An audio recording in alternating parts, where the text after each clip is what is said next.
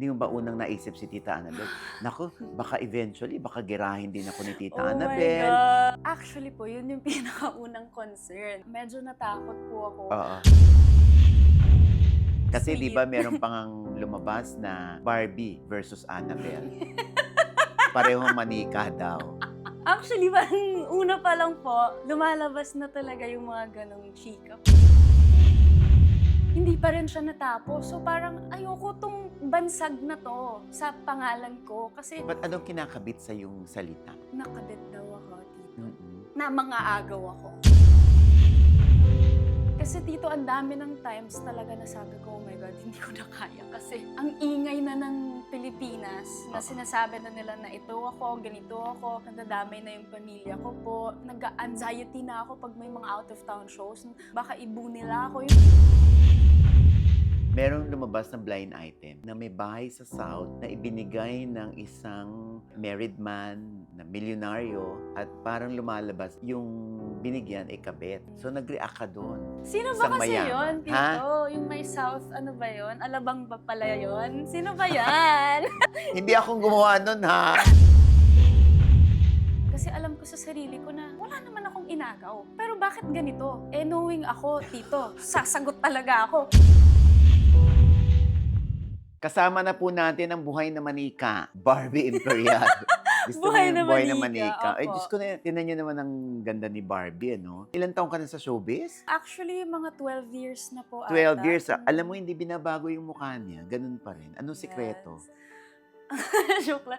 Hindi ko alam, tito. Parang ano, ganito lang po talaga. Oo. Pero feeling ko kaya hindi po nagbabago yung mukha ko. Sa totoo lang po talaga, sunscreen. Hindi ako umaalis ng bahay po, tito, nang walang Talaga. sunscreen po talaga. Ah. Tsaka make sure ko po na pag uwi ko ng bahay talaga, Hilamos. nililinisan ko yung mukha ko. Tsaka IV, syempre, mga laser po. Baka tanong nila, ba't hindi niya nabanggit yun na in love siya kaya siya ganyan kaganda? Ito na nga. Kaya nandito.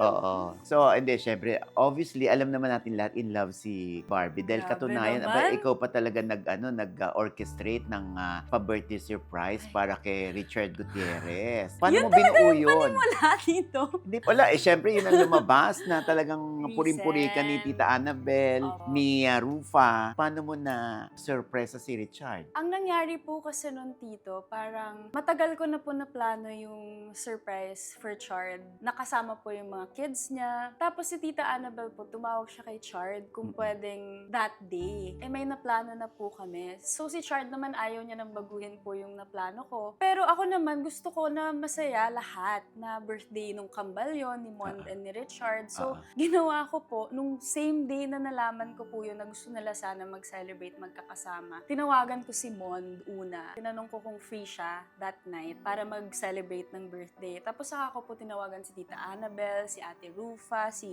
Kuya Rocky, si Elvis, sila RP. So free naman po silang lahat. Tapos nung nandun na po sila, nauna sila dun sa restaurant sa Manila Pen po. Dun kami bumaba ni Chard. Tapos na-surprise siya na nandun lahat ng pamilya niya. So originally, kayong dalawa lang? Kaming dalawa po, tsaka si Zion and Kai. Kasi gusto okay. niyang makasama talaga sa birthday niya si Zion and Kai. Okay. So na-surprise siya nung... Sobra, tito. Hindi niya in-expect. Kasi si Chard, alam niya na pag nagplano ako, hindi na pwedeng baguhin yon. Kasi may ganun ako, tito, na pag naplano na, okay na yan. Lalo pag same day, huwag na natin baguhin. Pero parang that time, syempre si Tito Eddie po kakalabas lang ng hospital. Sobrang good mood lahat. Maraming good news sa lahat. So parang sabi ko, parang okay to time for family na magkakasama kami lahat po mag-celebrate. Yeah. At puring-puri ka nga ni Tita Annabel. Pinagtatanggol ka niya. Oo nga po ang Kasi sweet. di ba meron pang lumabas na Barbie versus Annabel. Parehong manika daw. Actually, parang una pa lang po, lumalabas na talaga yung mga ganong chika. Pero honestly po, wala naman. Sobrang sweet po ni Tita Annabel sa akin. Tsaka sobra pong maalaga. Parang every time po may mga gatherings, pinagtatabi niya po ako ng mga ulam. Tapos inuuwi ko. Oo. Sasarap pa naman ng mga in-order ni Tita Annabel. And minsan din, tito, nagpapadala siya ng crabs sa bahay. Kondo ko po kasi alam niya mahilig ako sa crabs. So okay po kami. kami, as in, okay po kami ni Tita Annabel. Oh, so syempre, dahil nung bago pa lang kay ni Richard, hindi mo ba unang naisip si Tita Annabel? Naku, baka eventually, baka girahin din ako ni Tita Oh my Annabel. God! O kasi baka pag nag-away kami ni Chard, di kami nagkatuluyan or whatever. Baka Awayan niya si ako. Tita Annabel, alam mo naman yan, kilalang overprotective sa mga anak. nga. Baka awayin ako, girahin ako. Actually po, yun yung pinakaunang concern. Sorry po, tita. Oh, Yun naman din po talaga, honestly, yung pinakaunang concern. Medyo natakot po ako. oo. Pero tito, sa totoo lang po, parang kung sino pa yung maldita, Yung impression ng mga tao sa impression ng kanila. mga tao, parang siya pa po yung sobrang pinaka-warm sa lahat ng naging mom ng mga naging boyfriend ko po. Ah, Pero talaga? at the same time, syempre, palagi pa rin may, natatakot pa rin po talaga ako sa kanya. Pero si tita, parang palagi niya akong inaalala kung kumain na ako, ganito, ganyan, mga ngamusta. Tapos, siya rin po yung parang minsan may mga phone calls siyang ginagawa, tinutulungan niya ako sa career ko, mga gano'n na. Ay, talaga? Opo, kaya sobrang nagpapasalamat din po ako and grateful ako na nung una parang takot na takot ako. Tapos, wow, ang mabait siya, tito. Oo. Feeling ko kapag hindi ka niya gusto or may nagawa ka po sa mga anak niya, katulad ng ibang magulang na proprotektahan yung anak, but yung kay tita naman scary talaga. Pero feeling ko naman, katulad ng ibang mga magulang na kapag nasasaktan po yung anak nila, andyan talaga sila to defend. Oo. So ngayon, panatag na loob mo kay Tita Annabel. Panatag naman po, oo. Oo. Tsaka feeling ko, alam din po ni tita siguro na pareho kaming matapang. So, Oo. honestly, baka nagtatansyahan po kami. Kasi syempre pareho naming love si Chard. So, ayaw naming mag-clash kasi si Richard yung mahihirapan. Kailan ba si Barbie pumasok sa buhay ni Richard? Ito yung panahon na, syempre, ginigiit nung iba, ipinipilit nung iba na ikaw ang third party, ikaw yung number 2, ganyan. But the truth is, wala na si Richard at saka yung Opo, wala na po sila noon. Hindi ko lang po sigurado, tito, kung anong month yung eksaktong naghiwalay sila. Pero yung amin po ni Richard nag-start nung pumunta po kami ng Tipsy Pig. Kasi po, part owner po ako doon. Kami nila Neil Arce po, diba? And pumunta rin po si Richard to support Tipsy Pig for Neil Arce. Tapos, doon po, nagkakilala kami. Tapos, may video na kagad. Oo. Nagchichikahan pa lang kami noon, may video na. Tapos, Oo. kinaumagahan, ang dami nang nagagalit. Which is, for me naman, it's also valid because yung dalawa shared 11 beautiful years, diba? So, kung netizen ka rin and nakikita mo yun, magtataka ka rin, diba? But, ayun, tito, kung ano man po yung naging rason ng hiwalayan nilang dalawa, masasabi ko po, and alam ng Diyos po, na hindi po ako yun, tito. Alam po ng buong showbiz yan, ng mga nakakakilala kay Richard, kay Sarah, and sa akin. And si Sarah po and si Richard, alam po nilang pareho kung ano talaga yung reason ng hiwalayan po nila. And alam din po nila pareho na hindi po ako yun. And kung ano man po yun, syempre hindi ko po storya yun. And respeto ko po yun kay Sarah, kay Richard, and sa dalawa po na lang anak. Kasi alam mo, sa totoo lang, hindi dahil pinagtatanggol ko si Richard. Sa tagal ko rito sa industriya, si Richard kasi one at a time.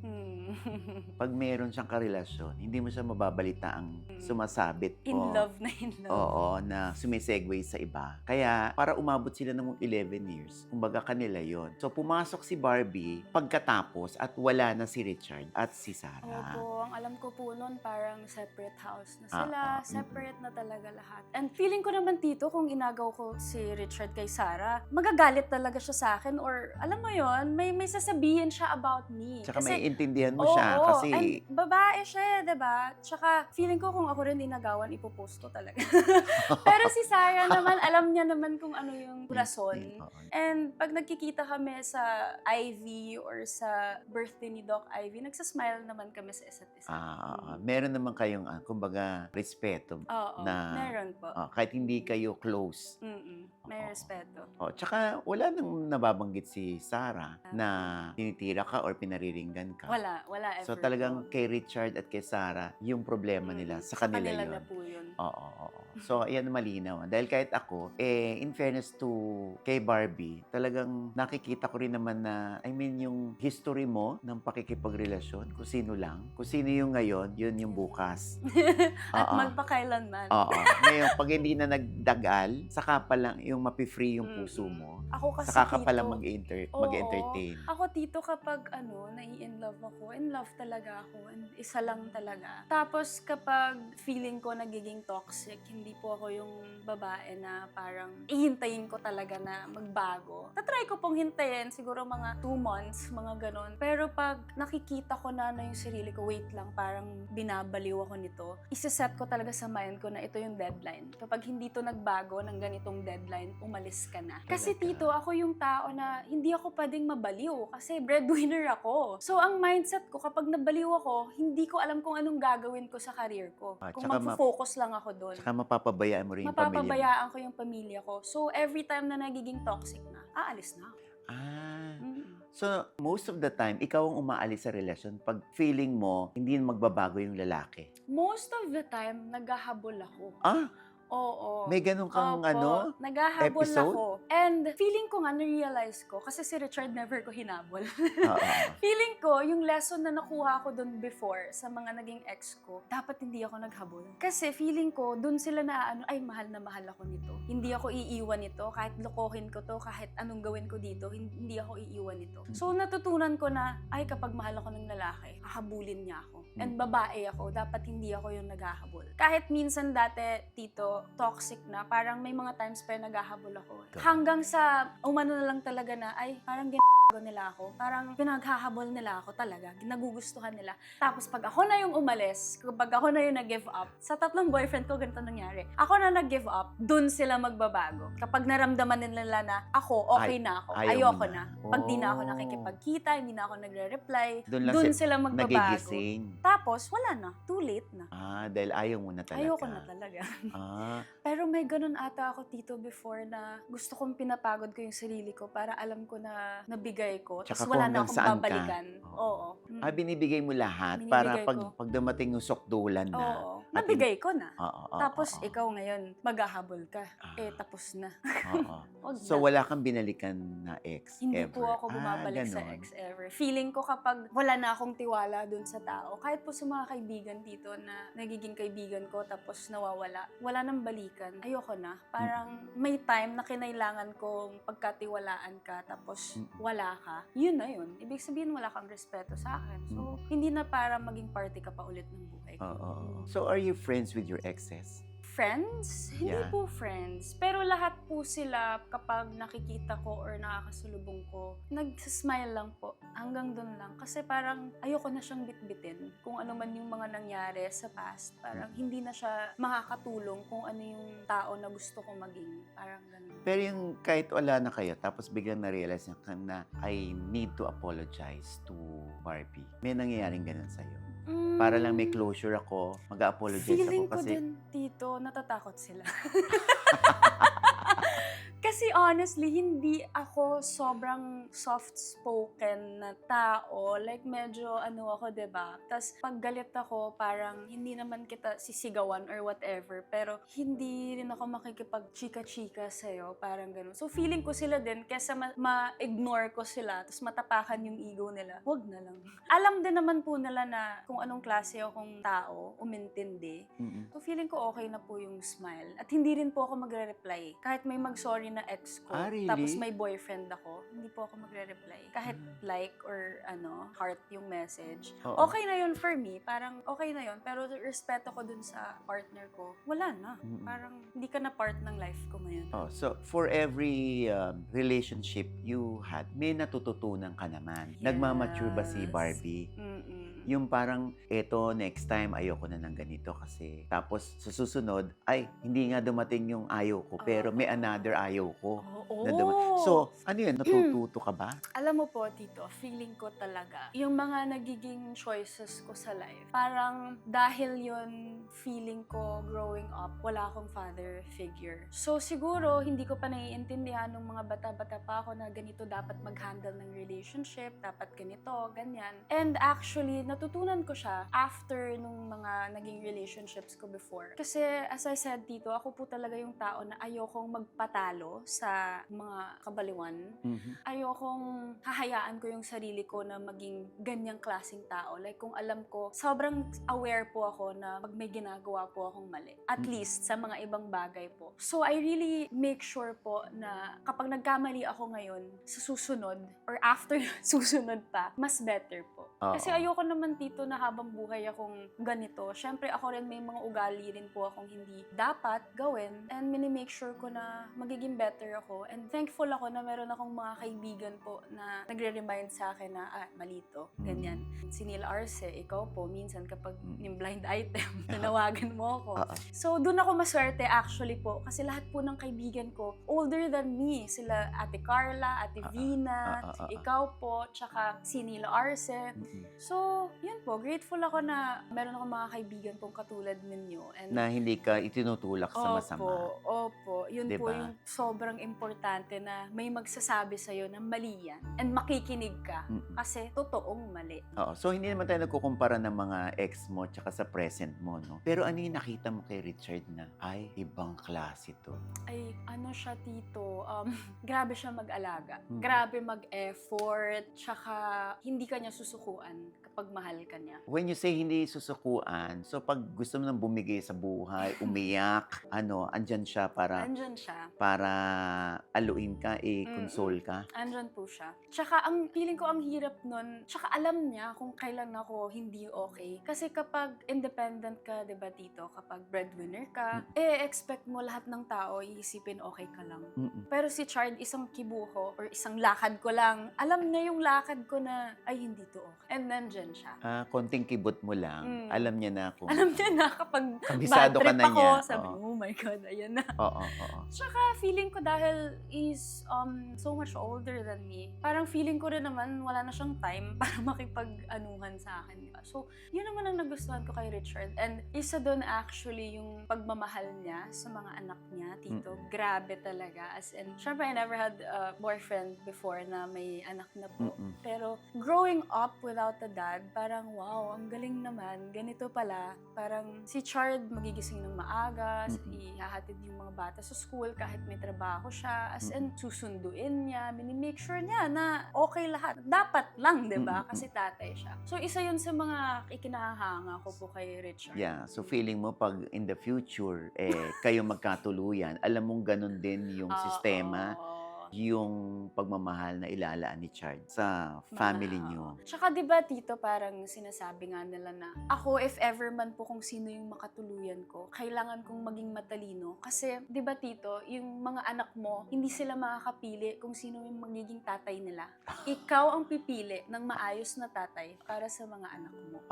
Diba? Tama. So, importante talaga yun. So, longing for a father figure ka pala, no? Yeah. Bakit iniwan ka ba? Anong age? Or ever since hindi mo nakita tatay mo? Kilala ko po yung tatay ko. And ngayon po, okay naman po kami lahat. Actually, pati yung mga kapatid ko po sa tatay ko, super okay po kami. And feeling ko po kung ano man po yung nangyari noon, sobrang tagal na po noon, may rason. At feeling ko rin po, kung hindi naging single mom yung nanay ko, feeling ko wala po ako dito ngayon sa harap ninyo. So, para sa akin, kung ano man po yung nangyari noon, parang okay na yun. Andito ako ngayon, sobrang swerte ko sa mga blessings So, na nakukuha you mean ko. may communication kayo ng dad mo? From time to time po, may communication po kami. Whenever you need him, yung boses niya, yung advice niya, Hindi po hindi mo eh. siya There nire-require. was one time lang na kinailangan ko siya kasi ayokong ipasa kay mama yung sakit na nararamdaman ko. Yun lang po yung one time. Tapos habang tumatanda, na-realize ko na lang din po na bakit ko siya kinakailangan. Nandito yung nanay ko. Siya yung nagtayong nanay at tatay ko. So parang dun ko din na-realize na lahat ng attention ko, bigay ko na lang sa nanay ko. Kasi for 27 years, siya yung nandyan. So parang every time may mga nararamdaman ako, may mga nasasaktan ako, naiiyak ako, tawag talaga ako sa nanay ko. Palagi. Apology from your dad na narinig mo ba? Apology? Kasama yun dun sa isang phone call na nangyari. Parang biniblame ko siya. Kasi parang kakabreak ko lang ata nun. Tapos, biniblame ko siya. Sabi ko, bakit hindi ako marunong? Ganito, ganyan, ganyan. Sabi ko, hindi ko alam yung mga lalaki na ganito pala, ganyan, ganyan. So, sabi niya, sorry ha. Sabi niya, sorry na wala si Papa nung lumalaki ka, ganun. After noon, tito, kahit isang sorry lang yun, sobrang tanggal talaga yung tinik. Parang gumaan lahat. Tapos, ang nanay ko naman, tito, kasi napakabait. Never niyang sinabi sa akin na ganito yung tatay mo, iniwan ka ng tatay mo, ganito, ganyan. Hindi po. Growing up, tito, parang sinasabi niya na hindi, may rason. Okay lang yan, may reason lahat si God. Ganito, ganyan. Kaya ako po, growing up talaga, lahat may blessings, may problema. Minsan, dumidiretso ako ng simbahan. Umiiyak lang ako. Tapos, nag-feel better na ako. Nakuha ko po yun kay mama, na palaging magdasal kapag feeling mo wala ka ng kakampi. Lalapit talaga kay God. Kakatuwa yung nanay mo na. Pero walang sama ng loob, hatred, puot sa dibdib, si Barbie sa dad niya. Wala po. Yan ang Wala. maganda. Naiintindihan ko rin po and alam ko rin po na mabait yung tatay ko eh. Minsan nangyayari talaga yung mga ganung bagay. Parang growing up, yun yung pagkaintindi ko. And siguro si mama din, minake sure niya na wala akong galit kasi baka growing up, puro ako galit. Sobrang selfless ng nanay ko. Yung sitwasyon nyo, pinatibay yung dibdib mo. Ay, grabe tito. Sobrang strong ko. Oo, Ang di ba? dami ko ng mga naging issues, ang dami ko ng maging problema. Oo. Pero ni minsan, tito, hindi ko naisip mag-give up. Ang mindset ko palagi, hindi ka pwedeng mag-give up. Kasi may nanay ka eh. Tapos si kuya nandyan. So parang ang mindset ko, yung lahat po nang nagda-doubt sa akin, panoorin niyo po. Gagalingan ko lalo. Ganun. So yun ang parang hamon mo sa kanila. Opo. Kasi po minsan po, tito, yung mga bashers and haters naman, pwede mo silang pakinggan. Kasi baka tama sila, di ba? Hindi naman lahat ng bashers, puro pangit lang yung sinasabi sa'yo. May iba na para sa ikabubuti mo. So minsan, nakikinig po ako. Pero hindi para baguhin ko talaga kung sino ako. Makikinig ka sa basher na alam mong good ang intention Good ang niya. intentions. Opo. Diba? Ano yung matatandaan ni Barbie na hindi mo makakalimutang binash ka, naapektuhan ka, pero nakatayo ka pa rin? Feeling ko po, tito, yung pinakamalalang bashing sa akin is ito po talaga. Yung relationship ko po with Chard talaga. At dito po yung medyo na-depress po talaga ako. Yung hindi po ako makapagsalita nung time na yun. Kasi syempre, parang ayoko rin makakuha po ng reaction from Sarah. Parang ayoko rin mag-triggeran po kami. So parang hinahayaan ko lang po yung panahon na makapag-forgive sila sa isa't isa, na gumaan yung loob ng mga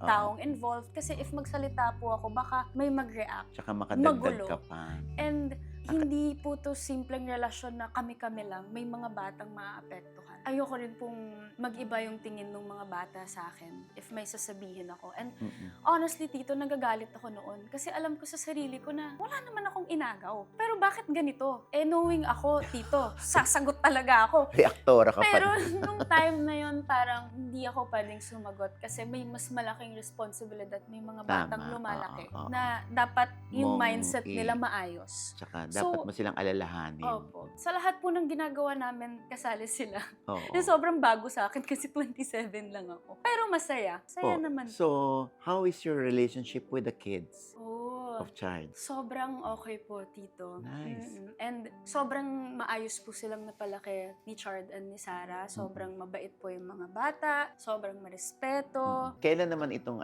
Blood versus Duty? March 16. Sa March po.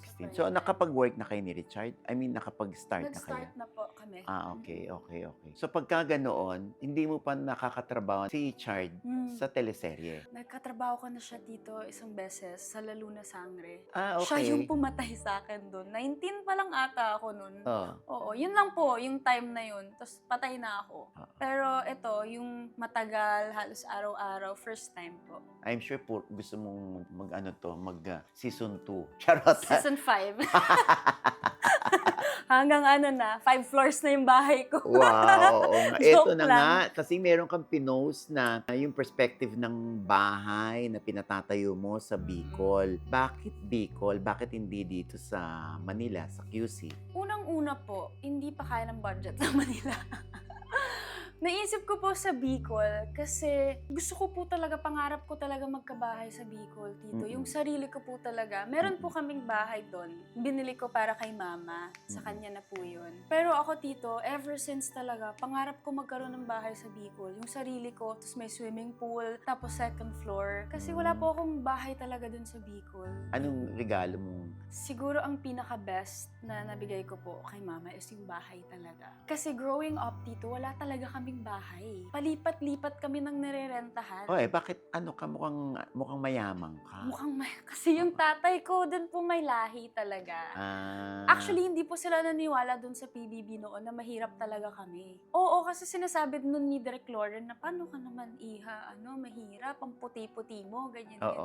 Basta after po nun, ang dream ko talaga is to have my own house. Na kahit anong mangyari, mawalan ako ng career, mawalan ako ng trabaho, may bahay akong uuwian. Pwede kong uwian, pwede kong ibenta. Totoo. Mga ganon po. Merong lumabas na blind item sa Radar PH na nag-react ka na akala mo ikaw yung tinutukoy na may bahay sa South na ibinigay ng isang negosyante, maimpluwensya, na milyonaryo at parang lumalabas yung binigyan ay kabet. So nag-react ka doon. Ba't ka nag-react sa blind item? Alam mo, Tito, nung nag-2026 kasi sabi ko sa sarili ko, hindi ko ipagtatanggol ang sarili ko, ever. Kasi po, di ba, ang tagal-tagal akong nabash po, maya't maya may nagbabash na ganito ka, ganyan ka. And yun nga po, yung sinabi ko kanina, hindi ko mapagtanggol sarili ko kasi may mas mga malaking responsibilidad. Yun lang, yung para sa akin, wala nang sabit to. Kapag pinagtanggol ko sarili ko, alam ko na pinagtanggol ko lang yung sarili ko. And nung time po na yun, Tito, ang dami pong nagtatag sa akin, ang dami nagsisend sa akin. And yung comments actually, pangalan ko eh. Dahil nasabayan yung posting mo ng perspective ng bahay mo sa And Bicol. kaka-post ko lang po, Tito, parang sumama yung loob ko na parang maging happy naman kayo para sa tao, 'di ba? Nagpapabahay tapos may ganung blind item. So, dinefend ko po yung sarili ko. And nag-message din po ako sa Radar PH nang maayos po. And honestly po, wala po akong problema sa kanila. Alam ko po na ginagawa lang po nila yung trabaho nila. But nung time po na yun, I had to defend myself, Tito. Kasi pinaghirapan ko yun. Pera ko yun lahat. Parang wala naman po sigurong masama kung i-defend ko yung sarili ko, diba? Ang dami, Tito, nagsasabi na ako yun. Kasi ako nga po yung kaka-post lang talaga. And honestly po, Tito, ayoko lang magtuloy-tuloy yung blind item. Gusto ko na siyang itigil na hindi ako yan. Yun lang po. Yun lang po yung gusto ko talagang mangyari that time. Oo. Alam mo naman, Kung sino pagbablind, yun? Alam mo naman sa pagbablind item, di ba? Whether it's true or not, hindi ka dapat mag-react. Hindi mo dapat akuin yung Tamaan ako eh. blind item. Opo. Next time po. Oo. Pero alam mo, nung sinagot mo naman yun, Opo. wala na masyadong nag-comment na pangalan mo. Nagko-comment lang sila, bakit ka nagre-react sa blind item. Pero wala at hindi naman ikaw wala. yung taong Sino ba papatol kasi yun, Tito? sa married man na milyonaryo na makakapagbigay ng bahay. Oo, wala namang hindi kami ganong levels ni Chard. Mga bahay-bahay. Regalo lang. Pero wala pang, billionaire. Pero in fairness, katulong ka doon sa Talaga? Radar. Buti Yes. naman po. Dumami yung followers nila. Talaga? Yes. Kahit nga ako nag-follow bigla. Kasi Ay, nga, wow. na-curious ako. Di mabuti po dito pala. Nakabuti sa kanila na Gusto ko lang din i-make sure kasi parang ang akin lang naman is wala akong masamang intention kung sino man ang nagsulat nun. Gusto ko lang po talaga, hindi. Kung hindi po ako yun, okay po. Pero medyo connected siya, so kailangan ko magsalita. Anyway, so anong natutunan mo dito sa ganyang pagre-react? Na pag makati-kati talaga yung daliri mo, magpo-post ka talaga ng reaction mo. Honestly, Tito, hindi ko po pinagsisisihan na nag-react po ako talaga. Nakita ko rin po yung mga comments ng ibang tao. Sobrang natuwa po ako na parang dinefend din po nila ako. Hindi po ako nagsisisi. Pero siguro sa next time po, hindi na lang po ako papatol. Bahagi na yan ng maturity mo. Opo. Na hindi basta-basta papatol sa blind item. Sa blind item. Bawal pala. Yun pala ang rules nyo. Rule of So thumb kayo yun. pwede mag-blind item, pero bawal sumagot. Hindi, pag sumagot ka, umaaray ka. Ganon yun. Ay, umaray talaga ako noon, Tito eh. Nag-ano talaga, Hindi, sabi ko. umaray ka kasi ang daming nagtatag sa'yo. Oo. Kasi kung hindi ka rin naman magre-react, Barbie, iisipin talaga nila na ikaw Ako po yun. yan. So maganda rin na binasag mo na.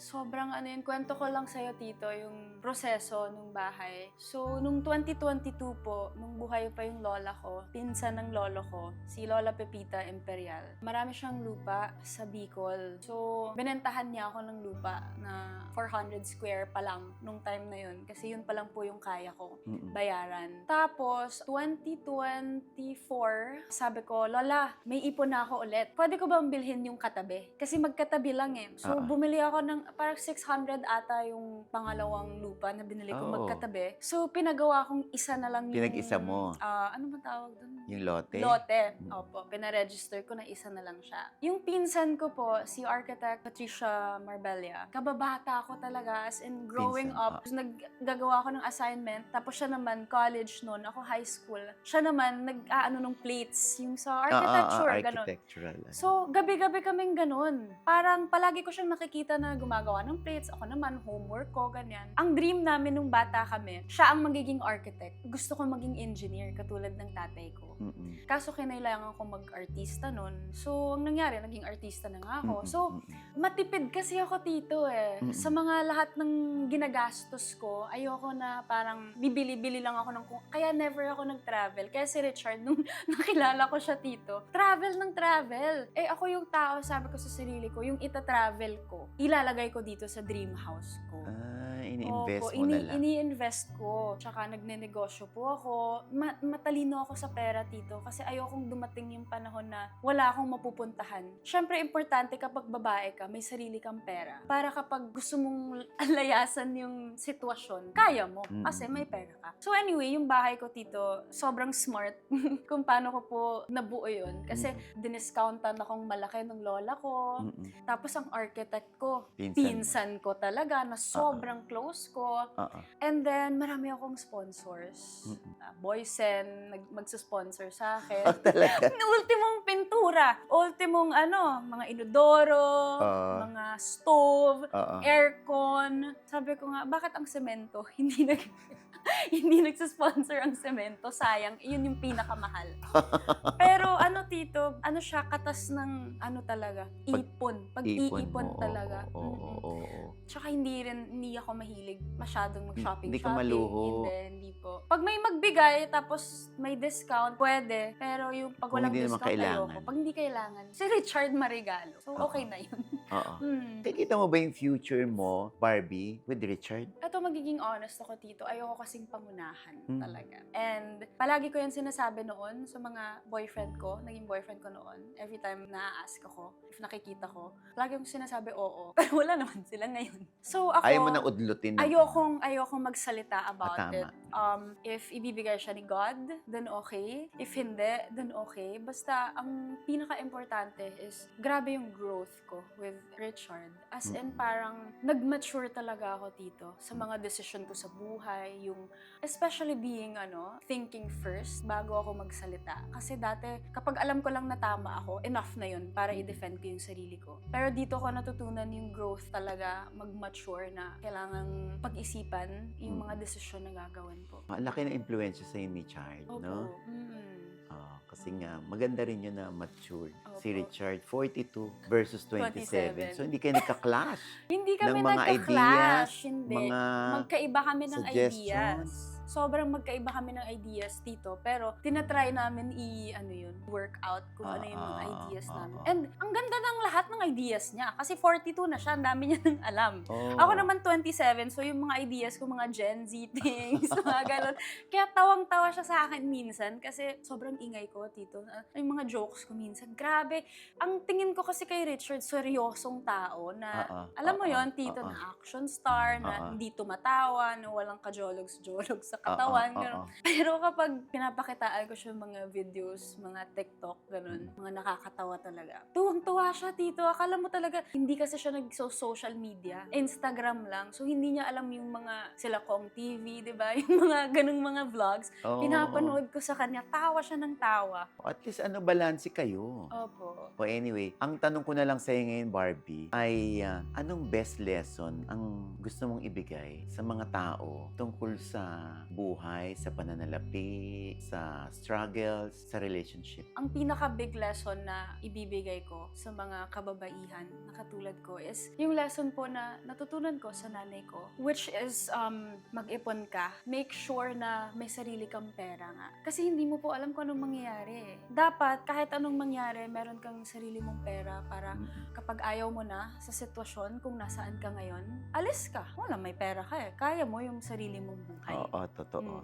And siguro po, isa rin sa mga lessons po na gusto kong iparating sa mga netizens po and sa mga nanonood po nito na hindi po ibig sabihin na dahil hindi nagsasalita po yung isang artista or hindi niya dinedefend yung sarili niya, eh ang ibig sabihin po nun ay guilty na siya. Hindi naman din po kasi tito lahat ng nakikita sa Facebook, eh totoo po. Tulad po nito, hindi lang po nila alam na may mga pinoprotektahan kaming mga bata, kaya hindi po ako nagsasalita. And imagine tito kung gaano kahirap yon for me na syempre hindi ko naman sila kadugo. Kumbaga wala ako dito, like itong problemang to, hindi ko kagagawan. Pero dahil pinasok ko siya, ako yung kailangan mag-adjust. And dahil din po yun sa pagmamahal ko kay Chard and sa mga bata na nag-adjust po ako. Kahit sinasabi nga po ng iba tito na okay, hindi siya yung dahilan nung breakup nung dalawa, pero pumayag naman siya na may anak na si Richard, sayang naman ganyan-ganyan. Naisip ko rin po yung tito actually na oo nga, sayang naman talaga, 'di ba? Like pwede naman akong ng walang anak, ganun, or walang sabit, sinasabi nila. But for me naman, parang kamahal-mahal din naman yung may mga anak. Hindi naman ibig sabihin na may anak na sila, hindi na nila deserve na mahalin, diba? And kahit naman may anak si Richard, natalo niya kung ano yung pinagdadaanan ko sa kanya ngayon. Grabe yung saya and yung gaan compared sa mga naging ex kong walang anak. So, hindi yun yung basihan ng gaan ng buhay and happiness ng life. Kasi, grabe yung dalawang bata rin mag-contribute ng happiness sa akin. Tsaka importante, mahal mo yung mga taong binanggit mo. Opo. Yun lang naman yun, Yun di lang ba? yun. At binamahal ka rin nila pabalik. Tsaka tito, yung ingay is nasa social media lang. Pero kami, nila tita, nila Ate Rufa, nila Mon, nila Chard, mga bata, happy kami.